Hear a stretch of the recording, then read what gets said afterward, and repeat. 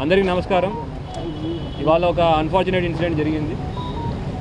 ఇవాళ government general హాస్పిటల్లో ఒక ప్రీవియస్ అక్యూజ్ రియాజ్ అనే అతను వార్డులో ఉన్నాడు. అయితే రెగ్యులర్ చెకింగ్లో భాగంగా ఆర్ఐ గారు అక్కడ చెకింగ్కి వెళ్తే అక్కడ రూమ్ దగ్గర తలుపులు పాల్గొట్టే సౌండ్, తర్వాత అద్దం పగిలిన వచ్చేసరికి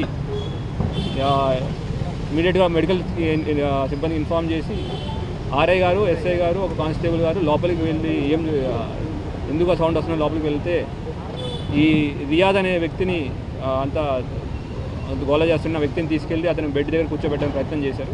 కూర్చోబెట్టే ప్రయత్నంలో కానిస్టేబుల్ గారి దగ్గర ఉన్న తుపాకీని లాక్కుని ఈ రియాజ్ ట్రిగ్గర్ ఒత్తడం మొదలుపెట్టాడు.